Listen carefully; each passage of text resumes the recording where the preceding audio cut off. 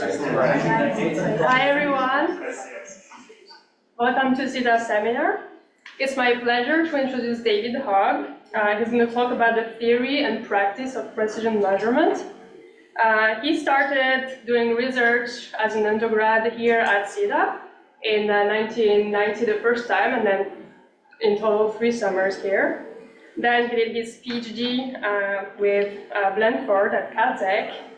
And in 1997, he moved to the Institute of Advanced Study in Princeton to do a postdoc. And after that, he moved on to New York University, and in 2017 to CCA at Flatiron. And in 2006, he also got an affiliation with the MPI in Heidelberg. And I'm looking forward to your talk. Great, thank you, Benj. It's a pleasure to be here. This is my hometown, and I love coming back. I just learned when we went to lunch that the art supply store Wartzman is still there, yes. Which is where I bought every art supply of my entire life, until I guess I was 17. Good. I put up the things I'm going to talk about. This isn't really a summary of my talk. I have to apologize to people in advance. My talk doesn't really have a summary. It's more going to be a walk. I'm going to walk through some issues in measurement and talk about why they're interesting intellectually and what kinds of things come up in those. And one of the things I'm trying to do is I'm trying to give a seminar that is a theoretical astrophysics seminar, because I'm at CITA. So this is my attempt. Because my advisor was Roger Blanford, theoretical astrophysicist, when people in my generation introduced me, they call me a theoretical astrophysicist because it used to be that you got the same designation as your advisor. Now we're, in some sense, we're all theoretical astrophysicists because we just like download data from Gaia. And we've been thinking about this problem actually, and one of the things that I'm going to talk about is that I would like people to get dirtier with the data. And one of the people in the room who gets dirty with the data is right there, McKinnon. Okay, good. One of the main points I'm going to make is that when you are making precision measurements and you're an astronomer, you don't get to control your circumstances. You get the photons you get, and therefore you spend a huge amount of your effort and your model capacity on the parts of the problem you don't care about. And I have to apologize to people towards the back. There will be content towards the bottom of the screen on some of my slides. Apologies in advance. I can't change them now. Okay, here we go. That won't work. Oh, I think I have to have focus. Does this work? Yeah. Okay, good. In my lab right now, I am working on various precision measurements. Like right now, I can always call it my lab, even though there's no lab, but whatever, in my group. Here's some things we're working on right now. There's lots of other things where we're making precision measurements. We still do lots of stuff with the Kepler data. You know, the Kepler data provided so many places to do interesting precision measurements. We're also doing things in stellar spectroscopy and so on. But some examples here. One is very much thinking about foreground models for CMB experiments with the hope that we will get B modes. And Simon's Observatory is coming online. ACT has a beautiful set of data releases. I mean, the ACT data are amazing. We're thinking about the SphereX data. I don't know if people have looked at SphereX data. SphereX is releasing data every week right now, calibrated intensities, and we're thinking about correlation functions between photons and galaxies to study new physics, but also old physics. I've been working with Nej this week on learning the Hamiltonian, like how do you learn the symplectic map that the stars are on. That's something we're interested in because that's the best way to figure out where the dark matter is. And then we're working on radial velocity measurements for planets, which is a big problem because even the tiniest bit of stellar variability can ruin your whole day. That example will come back up in this talk. Is this a talk about instrument calibration? Of course not. I wouldn't come to CITA and talk about instrument calibration. Certainly not. Is this a talk about nuisance parameters? No, that's a ridiculous subject in statistics. I would not waste the time of theoretical astrophysicists talking about nuisance parameters. Absolutely not. One thing that's happened in astronomy is since I was a grad student, the statistical philosophy of astronomy has completely rotated. When I was a grad student, there was no talk of Bayes. Tom Laredo seemed like this crazy dude. And that now it's completely come around. In fact, it's come around so hard that I think actually mistakes are being made. And you'll get a sense of some of the mistakes that I think are being made because of the complete adoption of Bayes. But my summary is, if you're a frequentist, you're not allowed to do integrals in the parameter space. The parameters there's no measure in the parameter space. That's the important thing about being a frequentist. So you only have measures in the data space. And frequentists make measurements. And notice the measurements in my title. Bayesians, I believe, make predictions. If you look at the Cox theorems that justify Bayesian inference, and by the way, the best explanation of them is chapter 1 of the book by Janes. The book by Janes is enraging, but the first chapter of it is the most beautiful explanation of the Cox theorems I've ever seen. And Bayes, you do integrals. Everything is integrals. So my cartoon is that frequentists take derivatives and Bayesians take integrals. And by the way, taking derivatives is way easier than doing integral. But the Cox theorems are about making bets. That's a prediction, which is not the same as measurement. So I actually think that there's a bit of an issue there, but hopefully that'll come up. Now, there is something that both Bayesians and frequentists agree on. There's quite a few things, actually. Here's one of them. This is the most important one from the point of view of measurement. We all agree on the likelihood principle. The likelihood principle is that everything the data have to say about the parameters is encoded in the likelihood function. If you have the likelihood function, you have everything you can possibly need to know about your parameters given the data.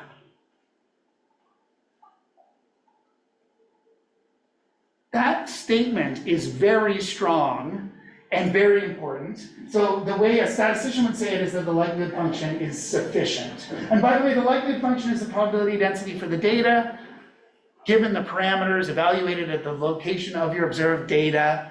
I'm going to just assume that people basically know that. I never write Bayes' theorem on the board and explain what it is because I figure people know that. Anyway, if you don't know what the likelihood function is, good Wikipedia search right now, it'll come up. Good, and then I want to say, important thing, if you're using anything other than likelihood, either you're leaving information on the table, or you're including information that maybe you didn't intend to include. Probably both. Okay, good, here we go. Oh, by the way, this is just a comment. This is a little unfair. This is a paper that violates the likelihood principle. And I'm just pulling it up to just give a sense, like in astronomy, we've really gone to the other side of all of this. This is a very interesting paper because it suggests that this LIGO source, there's a particular LIGO source that has a non-zero eccentricity. That would be extremely exciting. A non-zero eccentricity in a LIGO source, it's very hard to get this. Very exciting. This paper only shows posteriors. Therefore, it is impossible to tell whether zero eccentricity is ruled out by the data. And it turns out it's not ruled out by the data. In fact, this system could have zero eccentricity, that's fine. But because the paper only shows posteriors, it's hard to tell. So, because the question is not whether the nuisance parameters push us to zero eccentricity, the question is, do the data say that this thing has a non-zero eccentricity, because that would be a discovery of very large proportions, actually. It's quite hard to have a non-zero eccentricity right before you merge. Good. One thing that a lot of people in statistics used to care about, and actually people still do care about at some level, I certainly know some old school statisticians who care about this, is subjectivity. One thing that's very important is if you look at these Cox theorems that justify Bayesian reasoning, they require that you be subjective. The theorems only work if you obey subjective Bayes, meaning you put in all of your prior knowledge, and you put in all of your prior knowledge, and you will come to different answers. Actually, if you two come to the same answer under Bayes, one of you's made a mistake. Probably both of you, right? You have to be subjective to be Bayesian. And so a lot of frequentists are like, Bayes sucks because you have to be subjective. But my claim would be actually frequentism is equally subjective, because in frequentism you have to decide what goes into your likelihood function. I have to decide what noise models am I willing to consider. What data points do I believe? Am I using both of these data sets or just one of them? Those are all subjective decisions. Whenever I say this on the internet, people get incredibly mad at me. The internet really believes that science is objective and generates objective truth. That is just false. We do not do that. However, we do produce reliable, repeatable, true things. You can be reliable, repeatable, and true, and not objective. Weird thing, but there it is. If you believe that you're producing objective truth, I have a couch you can sit on, and we'll talk about your mother. Okay, good. So this is the most theoretical slide I have, I'm afraid. I'm trying to be a theoretical astrophysicist here. This is, by the way, information theory is just extremely beautiful. I don't know whether it's still taught in grad school. Who saw the Kramer-Raubaum in grad school? Zero? You from class or from? Anywhere, I don't care. Good, one, few. Oh no, a couple. Not in astro class. But not in an astro class, fine. I saw it in, I was a PhD student at Caltech in physics department, and we were taught information theory. I taught 3 weeks of information theory by John Schwartz, the string theorist. And he understood it just about as well as I did at that time. But anyway, the most beautiful thing is this Kramer-Raubaum, which is about the best measurement you could possibly make. And it's written in a statistics language, so it's about bias and variance of estimators. And when you have an estimator of something, you're trying to measure the density of the universe, your estimate that you make, if you put a number in your abstract, that number in your abstract came from the data somehow, and it has a variance and it has a bias. And the Kramer-Raubaum is about the bias-variance trade-off. And one of the things the Kramer-Raubaum says, that if you want an unbiased estimator, the best you can possibly do is the Fisher information. And the Fisher information is, cosmologists all know about it because there's these Fisher forecasts for big cosmological experiments. But this is a very general thing, that it looks like the second derivative of the log likelihood. Technically, it's the expected value of that, but when your problem looks like a chi-squared problem, it has a very simple form, the Fisher information. And by the way, if you took a lab class in undergrad where you had to produce a result with an error, a standard error, and you learned some things about error propagation, if you follow them down, you'll see that they are actually the Fisher information. It's like the standard error. By the way, that should be called standard uncertainty. If it was an error, you'd fix it. Good. I have a little bit of an issue with this,Nej. Is there somewhere to make this? Yes, on the leftmost thing. Oh, you think if I do this? You think if I do it? Yes, oh, it's exactly. So hard to do that. Yep. No, that's a little better. Yeah, I'll take it. Oh.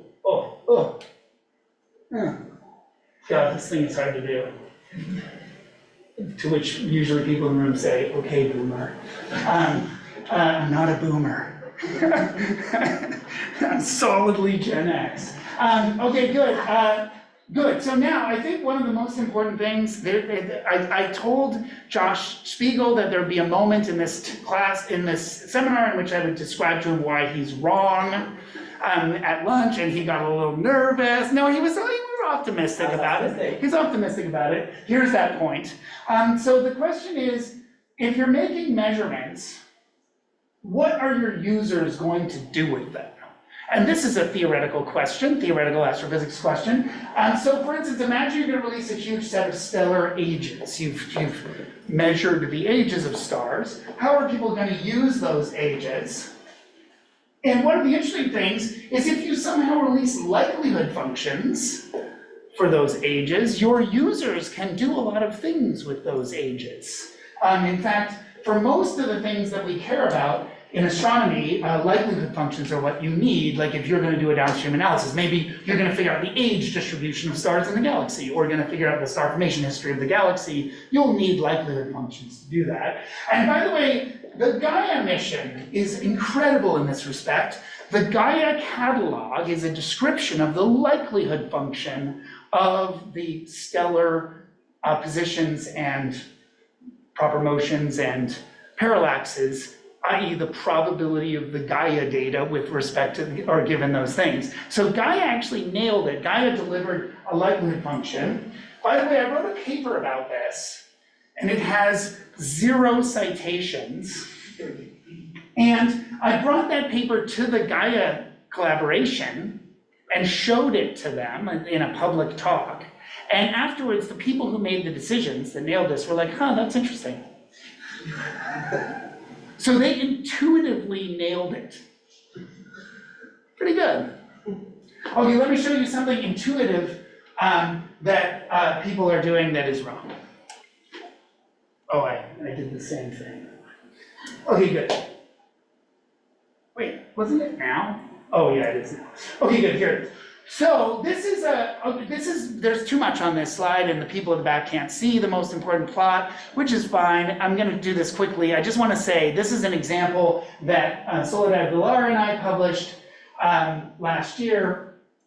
And here it is. This is this is fake data. So I made a set of stellar spectra. And these are the stellar spectra. There's many of them. I made hundreds of thousands of them. And each of these stellar spectra is labeled by a number, which is the age of that star. And the age is encoded in the spectrum in the following way. The age plus some latent parameters are combined linearly to make the thing. I apply a double ReLU and add a little bit of noise. If you don't know what a ReLU is, good. That built, and then for this data, I have some stars where I know the answer and ones where I don't know the answer, but I do actually know the answer because I'm God, I made this data. And I just want to say that the reason I mentioned that ReLU function thing here is because I'm about to use a method, a machine learning method that involves the ReLU function, which means I'm about to use a machine learning method that's actually appropriate to the problem. And I just want to comment that none of you have ever done that before, right? Because you've used some random machine learning method, but you have no idea whether it's appropriate to the problem. But here it's identically appropriate to the problem. Good. Okay, good. So here's my training set. I've got 4,096 things in my training set, and each star has a guiding radius, and then each star has an age, which is encoded in the spectrum. Spectrum doesn't encode this. Spectrum only encodes this, and I'm trying to figure out how age depends on guiding radius. Notice that this training data perfectly follows the true relationship. So the boxes here are the means of my training data. The red dots are the true relationship mean. Notice my training data are perfectly representative. Second thing where that's never been true for any of you. Okay, so first thing, correct model space. Second thing, perfectly true, perfectly representative training data. I train a multi-layer perceptron with the ReLU function on the inside. I get my validation checks out, x equals x, everyone's good. And now I take 115,373 other stars and I put age labels on them using this method, which, by the way, is trained on a perfectly representative data set. Second, the test set is perfectly representative. Oh, a third thing that's never been true for any of you, that the training set and the test set were drawn from exactly the same distribution. So these are the same distribution. The model space is appropriate. We did correctly train, and you can predict what the outcome is, that when I take the means in my 115,000 objects, I get a biased estimate of the age radius relationship. It's biased. And this doesn't look like a big bias, but it's 30 sigma because I have 115,000 objects. And by the way, this wasn't biased. If I'd just done my science here and forgotten about machine learning, I would have got the right answer. And just as a comment, this is how all current age catalogs are made in astronomy. Yes? Did you use the L2 loss? I did use L2 loss here, yes. I did some playing around with loss functions here. This is a very generic property of machine learning methods. People know about this property, whatever. I'm just pointing out that these aren't exactly measurements in some sense. These aren't precision measurements. Okay, good. One thing that's beautiful about likelihood functions, and one of the reasons I'm a big advertiser for the likelihood functions here, is that they daisy chain. This is a theoretical astrophysics point. So imagine you want to know the star formation history of galaxies, and you're given likelihoods for the age given spectra, and if the spectra themselves are likelihoods given the raw image data, and then you obey Bayes or obey frequentism, you obey either one, then you end up getting, first of all, the likelihood for the star formation history in terms of the raw image data, and you get unbiased answers for the star formation history. I mean, provided your assumptions aren't wrong, but of course your assumptions are all wrong, so it will in fact be biased, but whatever. I'm just saying that if you pass forward likelihood functions, your downstream customers are very happy. Okay, now I'm going to talk about hardware. That was all introduction. That was theoretical introduction. I said I'm not this seminar is not about hardware or calibration, but here we go. Okay, so one of the things that's very important, and I apologize for the typesetting of these slides. I even knew how bad this room is and I failed, but anyway. Important thing, you know, there's a different talk I give about machine learning, which I'm not giving, in which I say we don't understand machine learning methods. Of course, in about a minute, I'm going to tell you we don't understand machine learning methods. And people always read me as saying, oh, well, then you can't use machine learning because you don't understand it. No, that's not true. We use things we don't understand all the time. And in particular, the infrared detectors in Euclid and JWST have properties that nobody understands. And I truly mean nobody understands them. There's an enormous military infrastructure in the United States trying to understand them, and they've failed.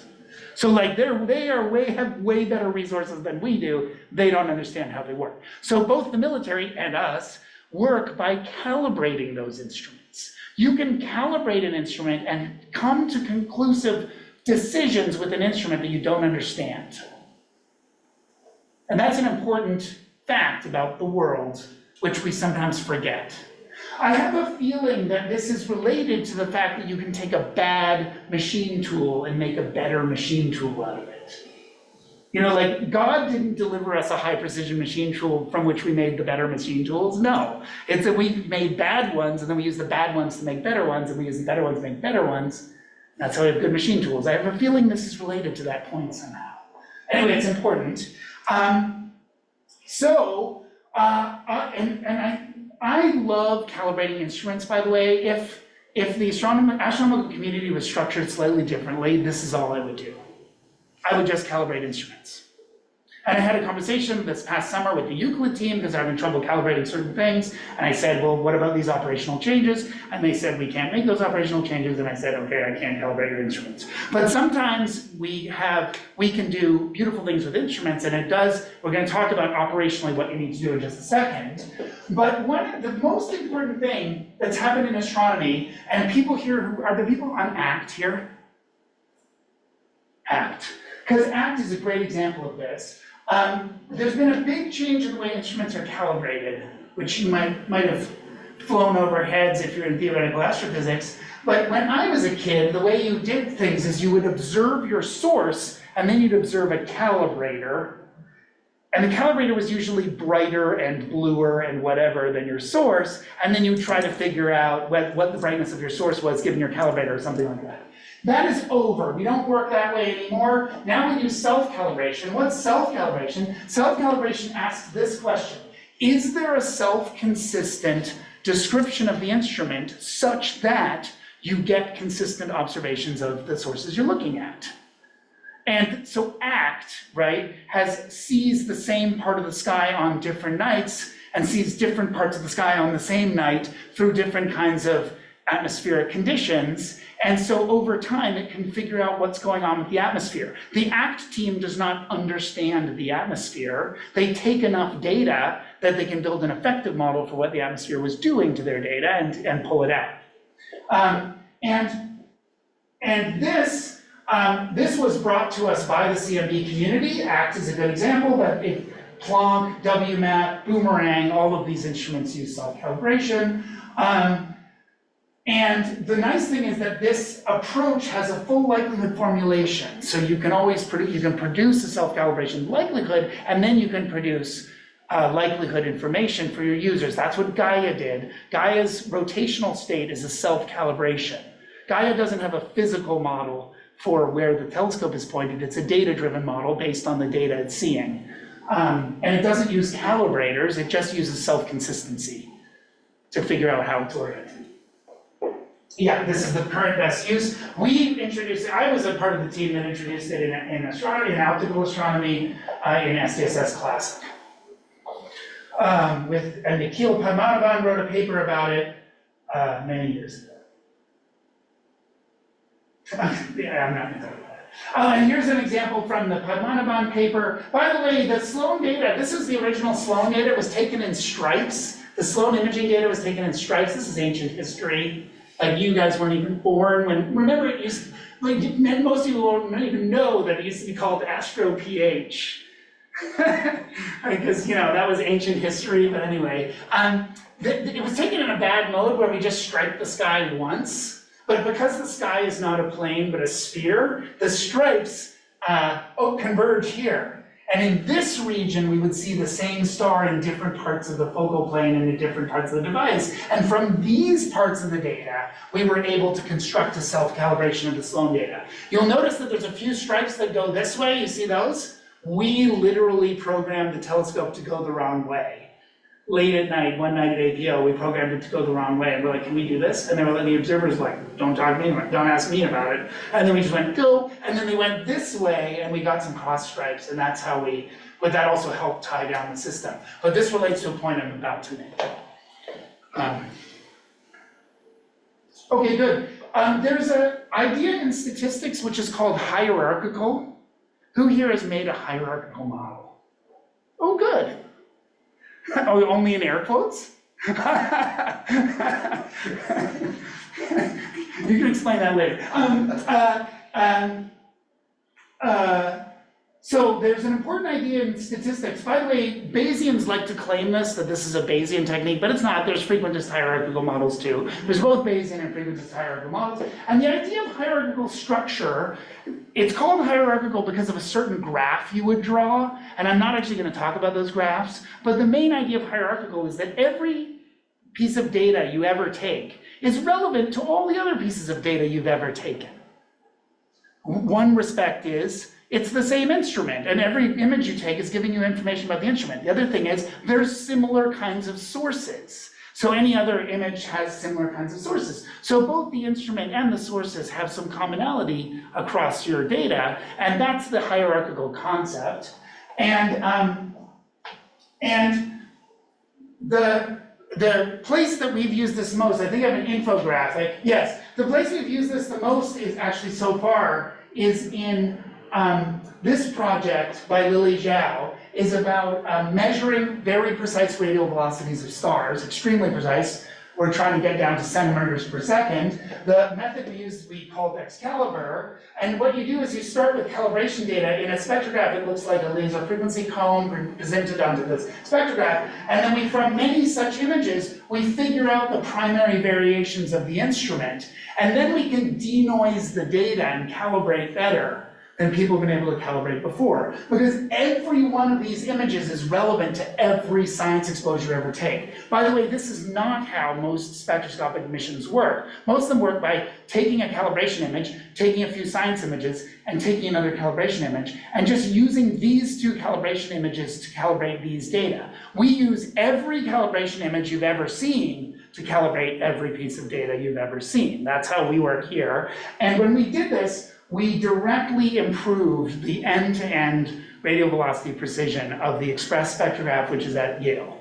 We did this in the context of the express spectrograph at Yale, and we improved the radial velocity precision of the instrument. The most interesting thing about it is that we learned that actually the instrument is dominated by only 2 modes.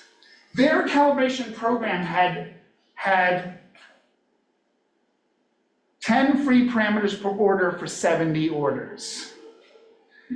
Turns out we have 2 free parameters. Actually, we used 6 just because we could, but we didn't need to. Almost all the calibration is in these 2. And by the way, we can predict the amplitude of these 2 components just by looking at the rate of flow of chilled water through the climate control system.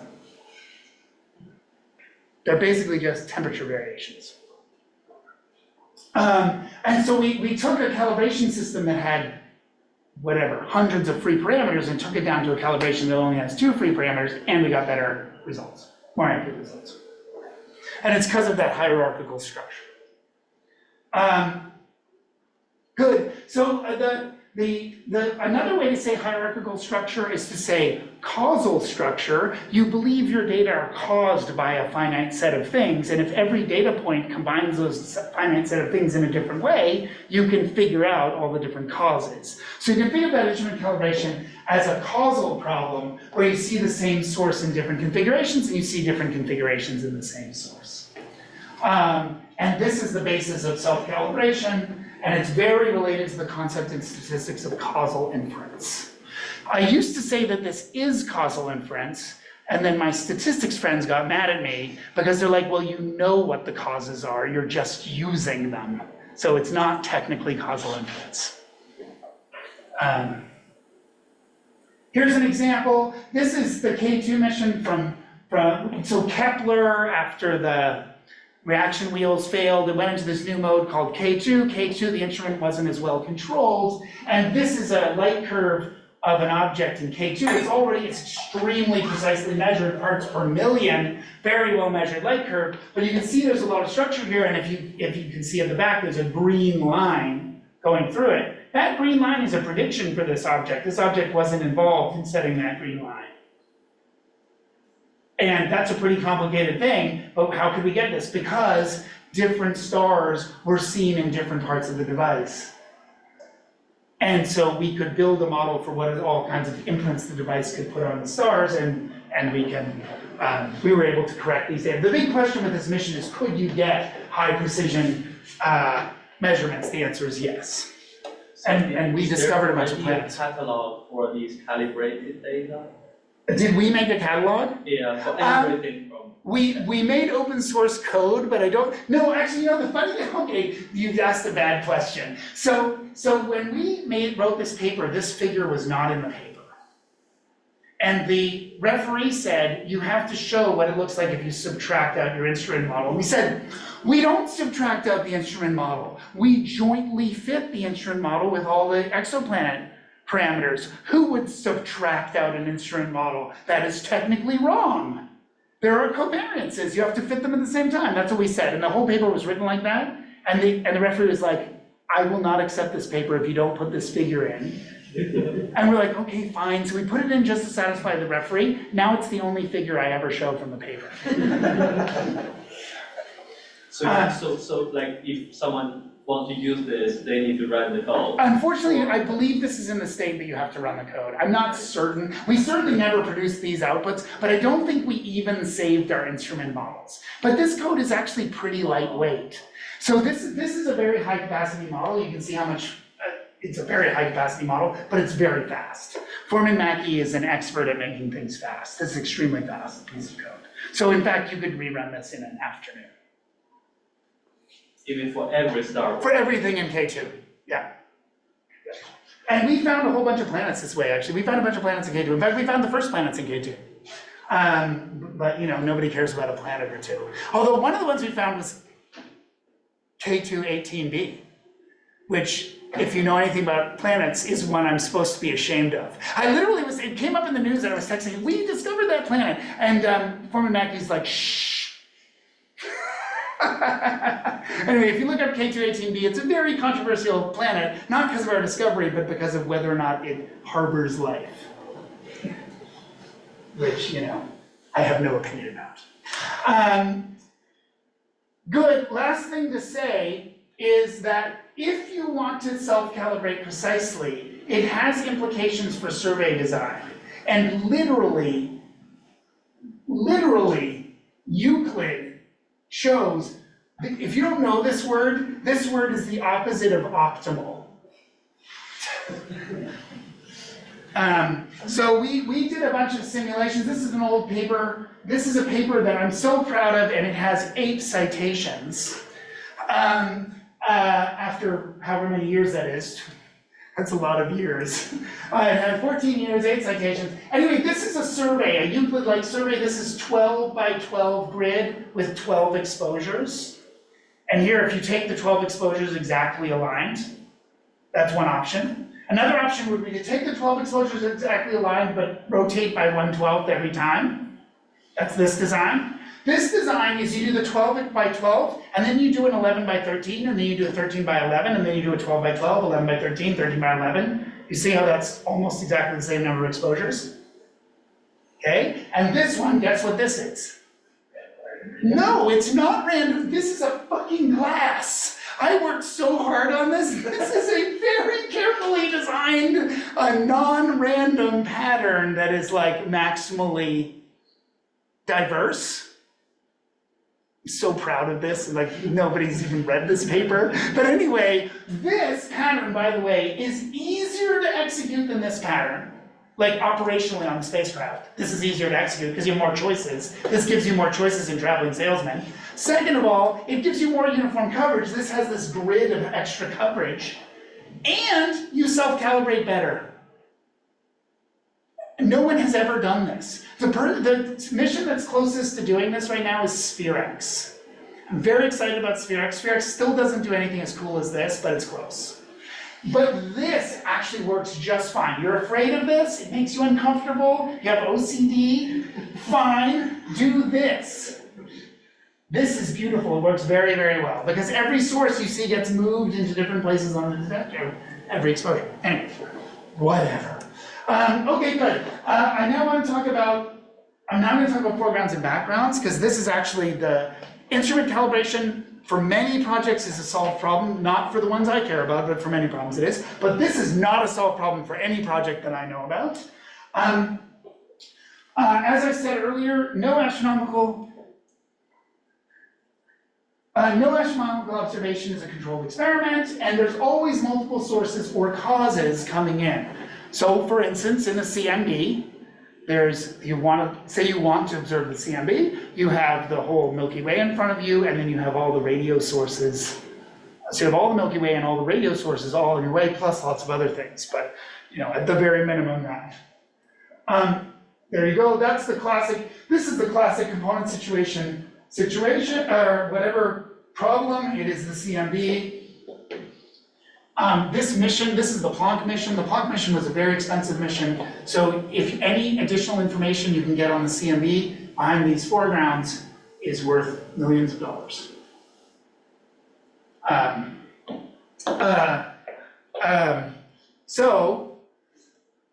So one thing you could ask is is the atmosphere of the Earth or is the Milky Way part of your instrument? And the weird thing is there's a kind of sense in which you can say yes. That you can think of your foregrounds as being things you're calibrating out exactly the same way as you're calibrating your instrument. If you're studying the CMB, you can think of your instrument as being like a piece of metal in the Atacama Desert, plus the atmosphere, plus the Milky Way, plus the radio sources. You can think of that as being your instrument, and then you go back to calibration, and then it's a calibration problem. So, and then I'm in my happy place. So here's an example, and I apologize for the typesetting of this slide. But what this is, so in black here, in my group, there's a rule in my group that data are always black. So this is a piece of spectrum of a G star. It's a famous G star, not the sun. It's the next most famous G star. And this is a tiny piece of spectrum. We're only looking at like 12 angstroms of spectrum. This is an ultra high resolution instrument. This is HARPS. This is HARPS. North HARPS. HARPS. This is HARPS. And this is the data. And the red line and the blue line are 2 machine learning models. models, this one is trained to find the star, and this one's trained to find the atmosphere. And it was only trained on data from this one star. And yet it very clearly separates the data into the atmosphere and the star. And the reason it does is that this instrument is attached to the surface of the Earth. And that means over the year, sometimes it's moving towards the target and sometimes it's moving away from the target, and it brings its atmosphere with it. So that means the velocities of the atmosphere and the star move with respect to each other. And so then we build a forward model of the data that allows, that fixes the atmosphere. It actually doesn't exactly fix the atmosphere, but it treats there being two components, one with a low velocity and one with a higher velocity, and it figures out what those two velocities are and figures out what the two spectra are. And then we take these incredibly gorgeous spectra of the atmosphere and the star, and we throw them away because we don't care about it. But if you want them, we have them. If you want them. We have amazing spectra. This has a signal to noise of like 5,000. By the way, one thing we can show, you see this telluric feature there? You see it?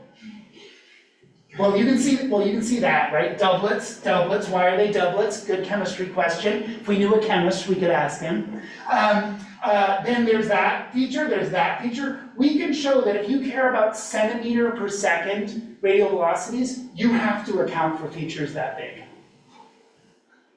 And the way we can show that is if we insert features that big that are unknown, it screws up our radial velocities. If you want centimeters per second, you care about that. By the way, over here, this is a very famous M star, the most famous of all the M stars. Anybody got this one yet? No, it's the host of the first discovered exoplanet.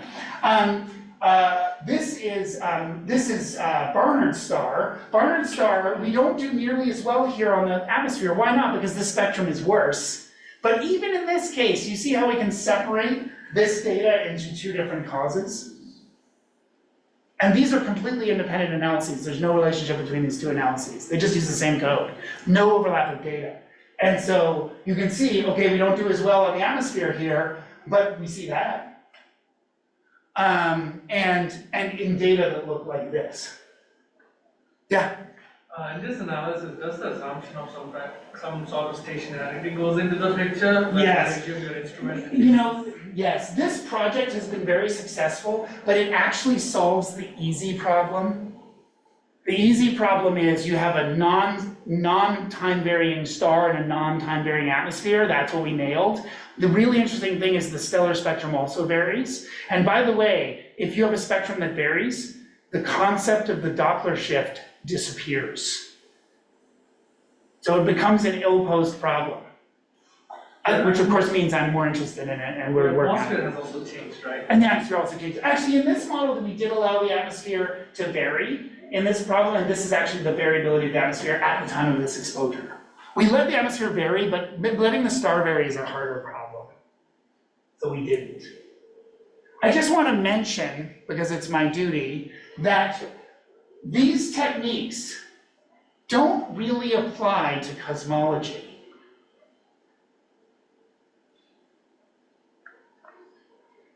And when I write here this, the 2019 Nobel Prize was split between Mayor and Kalo for the discovery of the first exoplanet and Jim Peebles for the construction of the wildly successful physical model of cosmology. When Mayor and Kalo discovered their planet, we immediately learned on that day that everything we believed about solar system formation was wrong. Meaning, we went from one solar system to two solar systems and everything was wrong. So what do you think happens when we go from one universe to two universes? I assume all of cosmology is wrong. I don't think there's any other reasonable assumption. I said this at the party for Jim Peebles' thing, I said this in my talk, and the cosmologists did not agree with me. Let me say that. Oddly though, Peebles did. Okay, good. Let me say a few words about machine learning and then I'm done. Perfect, I'm gonna make that. Good, I mentioned this before, we don't understand machine learning methods. I believe this statement is uncontroversial. I'll give you an example in a second, but I believe this statement is uncontroversial. I also think that it is future-proof in the sense that we are complexifying machine learning methods much faster than we're gaining an understanding of them. Do you agree? Yeah, I think broadly speaking, yes. I mean, there certainly are things about machine learning methods that we do understand. And in fact, I work on foundations of machine learning with some mathematics collaborators where our goal is to understand machine learning methods. So we are making the college try, but machine learning is moving pretty fast. This is ancient history. I'm about to show you something that is ancient history.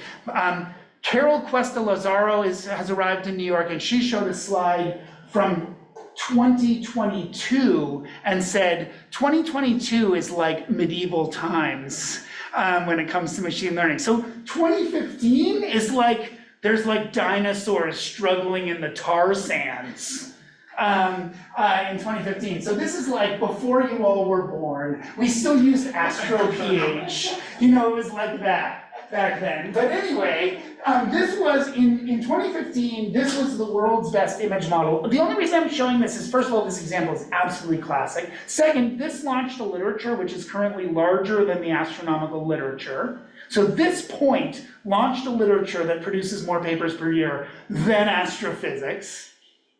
Good. And then the third thing is, it is such a clear example, and there aren't so many extremely clear examples. This whole field has become much more complicated.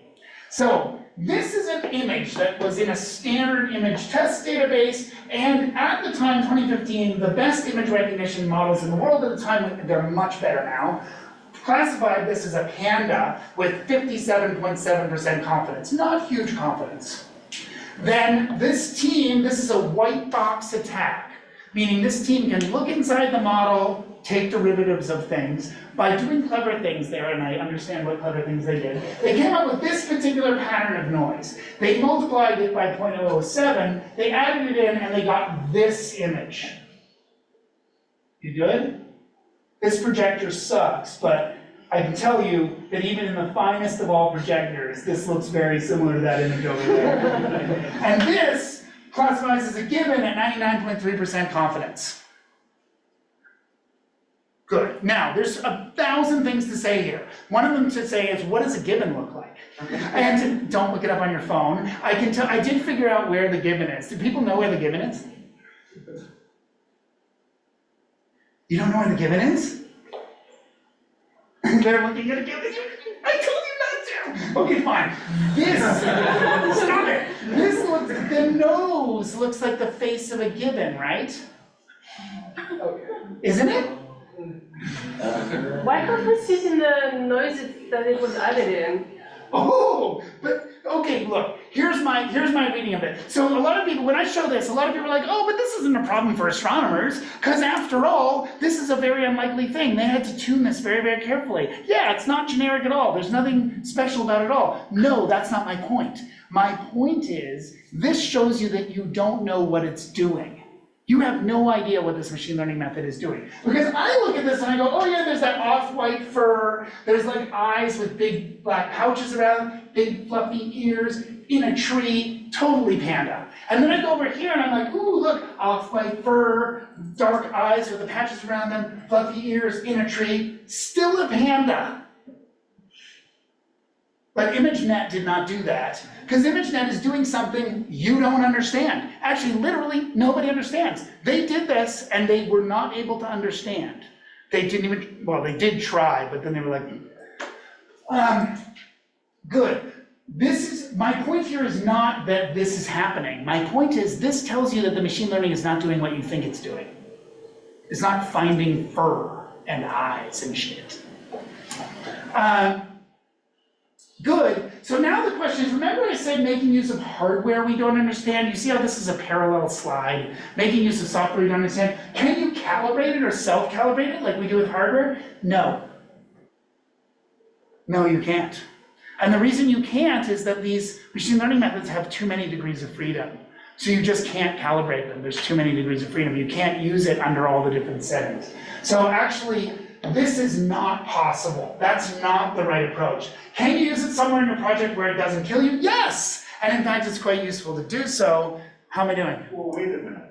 Yeah. There's the space example for protein folding problem. The protein folding. As I understand it, they did expand the database with some self-generated.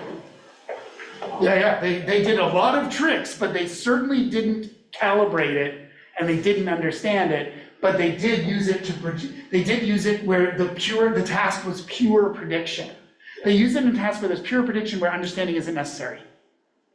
And in fact, the AlphaFold project delivered nothing to the protein folding community.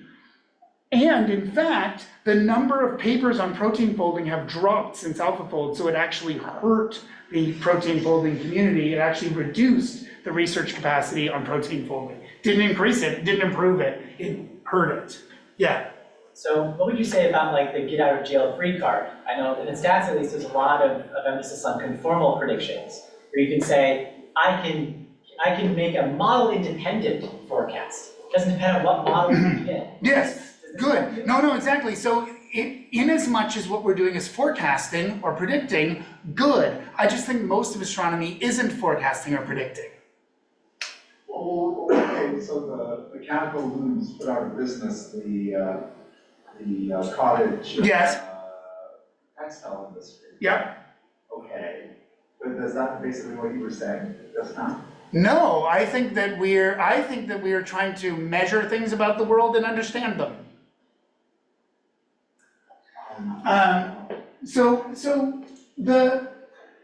One of the places where I think is not a good use of machine learning in astronomy is this problem of emulators and surrogates. And I know this may offend some people in the room because people are working on this hard. And the reason is that simulations are slow and so slow and so computationally heavy that we could easily employ all of the scientific computing capacity of the world right now as astronomers. We have enough problems for that. I could do it alone. I could do this. So the question is, what do we do? And of course, one of the big ideas has been to train a surrogate. And this is, again, this is ancient history. This is medieval times. Where, this is a very expensive n-body simulation that took millions of CPU hours, and this is a generated density field generated by an emulator in under a second. So it's very promising, like, cool, maybe we don't need to do these huge simulations, maybe we could just do this. But I come back to this issue of we don't understand what this is doing. And we think for very deep reasons it's not doing an n-body simulation. If it is, it knows some applied math that we would like to learn from, but we don't think it is. There's this very important trend in astronomy, which I think is very important, which is simulation-based inference, and it's important because simulations are the theory. The theory of the turbulent ISM is simulations. The theory of stellar photospheres is simulations. And so really, we should be comparing the data to simulations, but that requires outrageously large numbers of simulations. And right now, there's no solution to this problem other than emulation or surrogates, to my knowledge. I believe that this amplifies confirmation biases for us. I don't know what to do about this, but it amplifies confirmation biases because you can only check an SBI result with an enormous amount of computation. So it has to be really strongly pushed to you by the result. And that means we will only believe, what the negative result to say is that we will only believe SBI results when they agree with conventional wisdom. Because you just can't check them.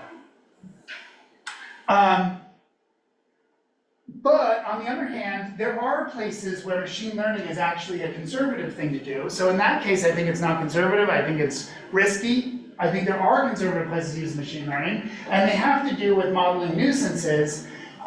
it's related to treating confounders and causal inference. If you want to show that smoking causes cancer, you have to come up with a very flexible model for all the confounding effects that might be in your data. And so putting in a lot of flexibility on your confounders is actually a conservative thing to do. And the reason we believe that smoking causes cancer is because people have worked very hard on all the confounding effects. And it relates to that opening point I said where you spend all of your time on the part of the problem you don't care about.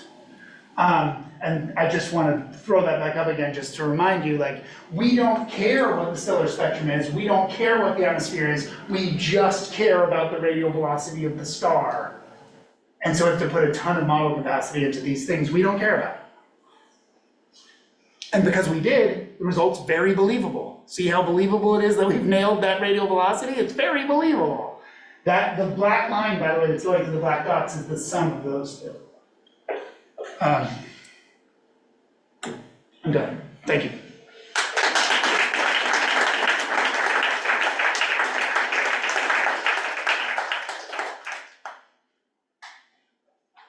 Other questions? Or also from the online audience, this part. So I'm really happy you made the last point about the simulations. I strongly agree with it as a simulator. And even from a simple point of view, I simply don't trust that it gives me the why is there not a given hit? How do I know there's not a given hit? Exactly, yeah, right. Do you think it could however be used to, from a fully first principle model, get a subgrid prescription that you could add as a term in your simulation that make your simulation cheaper? That's great. So we actually, in the context of ocean dynamics, oddly, I'm working on this problem right now. Roger always brings it up. And one of the reasons is that I work with these mathematicians who are interested in foundational machine learning things, and in working with them, we accidentally created a machine learning method that can emulate any field theory. So if you have any vector and tensor fields to any order or degree, we can now make every possible field theory. We even have a proof of universality, which I'm very proud of. And that got us thinking about oceans, because the oceans community doesn't know what their subgrid physics should be exactly. And there have been some completely machine learning based subgrid physics models, and when they've looked at them, they're like, that's weird, it seems to have this symmetry. And then we're like, hello. It's a component of the stress tensor, so it has to have a certain kind of transformation property. And so we've been trying to work with the oceans people to give them like ways to model subgrid. So one very interesting thing about subgrid physics that I think is so cool is that there's no agreed upon way to construct the best subgrid physics. Like imagine you have high resolution simulations and you have some theory and then you want to do lower resolution simulations. There's no like operational way you can take this and create the subgrid physics that is most accurate. Like that is an unsolved problem in applied math. We're interested in that problem, and we're interested in taking a kind of functional view of it, like what is the total functional space that could be in play, and then only work in the space that could be in play. That's kind of the approach we're taking, but I think that's a really interesting idea for machine learning, and that's the kind of way I think we should be using machine learning, is on subparts of the problem that's very contained, where you can really swap it out to something else and, you know, that kind of thing. And there is a place where you might be able to calibrate, because you might be able to reduce the number of degrees of freedom to calibrate. You're taking questions from me? Yeah, so I think I probably have two questions about self-calibration. I'll ask the first one and see how much time we got. I think naively, self-calibration might be easier to do when you have things that you keep monitoring and then that are changing, like whether it's because you're having an instrument that's changing positions, like you said. But how would it work if we are, for example, we're proposing to observe a target with JWST for only like once or twice? Exactly, yeah. Good. And so I don't have a direct answer for you, except, first of all, the entire JWST archive is relevant to you. That's my first comment. And especially for things like nonlinearities, charge traps, and things like that, it's very relevant. But this example is very relevant to it in the sense that if I think about this pixel of the CMB, how do I component separate that pixel, right? You can't observe that pixel from a different angle, you know, of the CME. You have to always look through the same patch. So that's, of course, why they took all these frequencies. Because the different frequencies are like different views of the foregrounds. You know that the background has the same amplitude in all of these maps, but the foregrounds can have arbitrary things. So this is like re-observing it from a different point of view in some weird way. And that's all we've got in situations like this. You can't see this. By the way, if we ever find an extragalactic intelligence, we must ask them to send us this picture of the CM. It would be very useful. It would take, of course, billions of years for that message to get to us, but you know, it's still worth it. The octopi will wonder the same thing. Octopuses, octopides, anyway, whatever.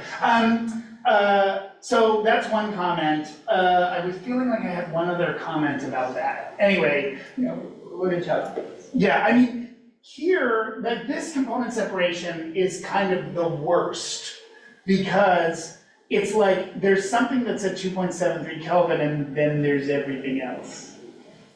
You know, and that's not a very good situation. And that's another place actually, by the way, where we're thinking about this field theory approach, because we have this feeling that, because if you think about polarized foregrounds, these are like scalar foregrounds that I'm plotting, and the polarized foregrounds are like tensor foregrounds, and there's relationships that tensors and scalars have to each other for the physics to be coordinate free.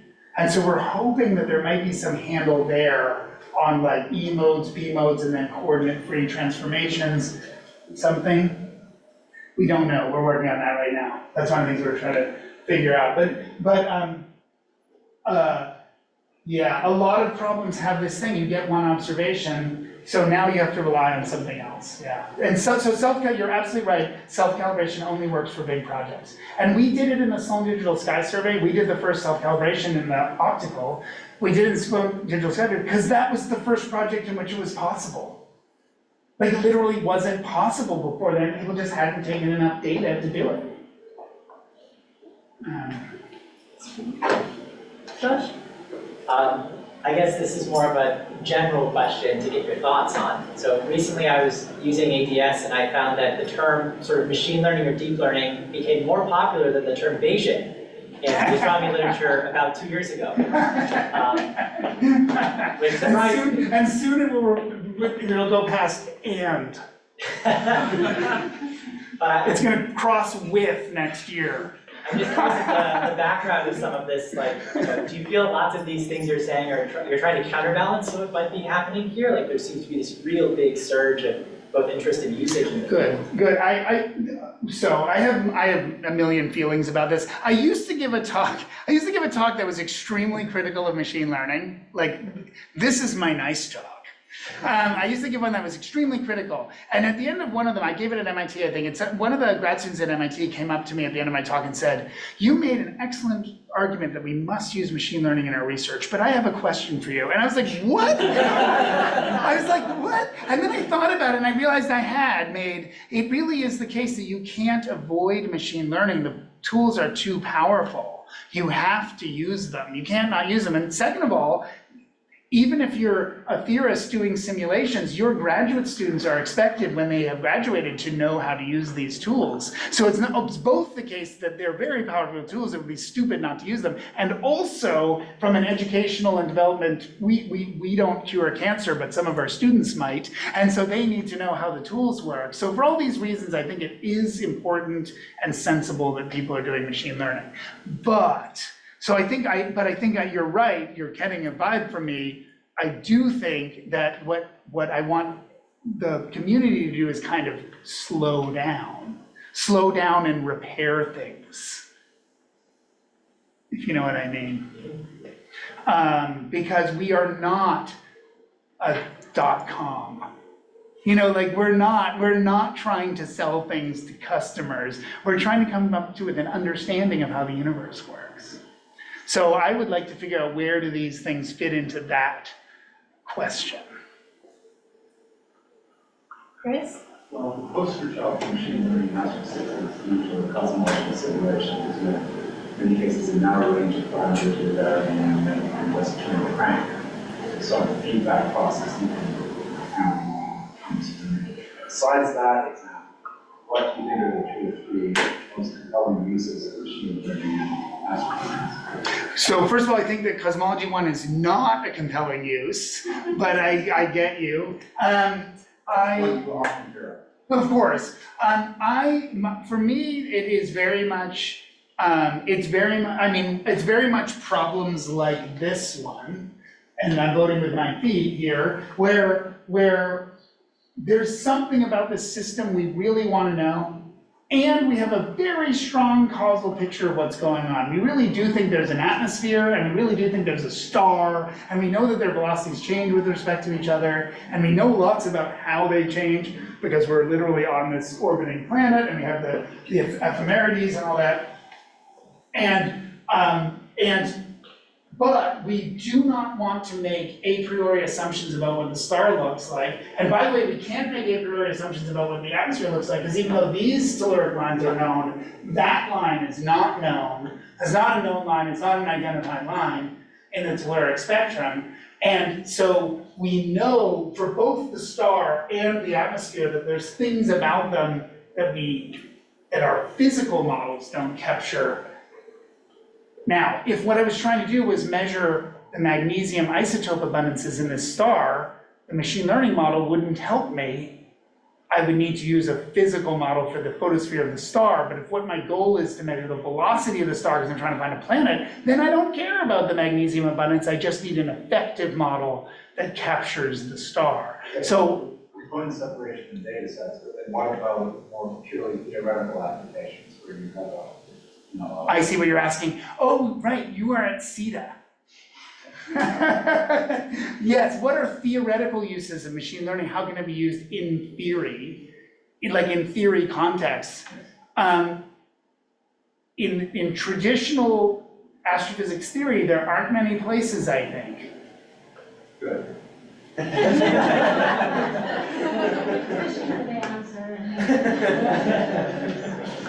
It took me a while to figure out what he was asking. It's very important at CITA, you have to pay obeisance to the faculty. Yes, absolutely, you're right, yes. No, seriously, the thing that the one thing that there's a lot of interesting unsupervised things out there where you can discover low-dimensional structure. You know, like when I showed that emulation at the Flatiron Institute, and some of the mathematicians were saying, okay, fine, we understand why that's a dangerous thing to do, but the fact that that works at all possibly means that there's low-dimensional structure in there that you people haven't discovered yet. So you might think machine learning might point to some structures that are awaiting explanation, theoretical explanation. It's still true. You have a data set, a lot of the job is figuring out what physics should we be focusing on to describe it, right? Right. So if you have a process that lets you pick out low-dimensional structures, that is very. That could be valuable. Even if it doesn't tell you explicitly what it is, it helps. It might guide your research program. And of course, people are thinking about these LLMs. I mean, I didn't even touch that craziness, but people are thinking about those as things that might be idea generators. On that note, I think we can continue the discussion in the lounge upstairs, and thank David one more time.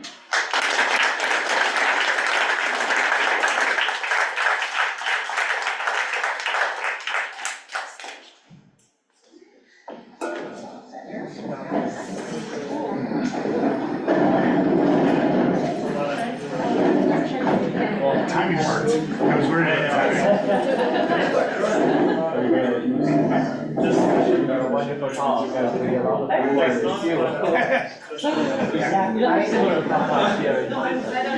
That's right, which is more my sort of criticism of machine learning. This is more about measurement than machine learning. What's different between here and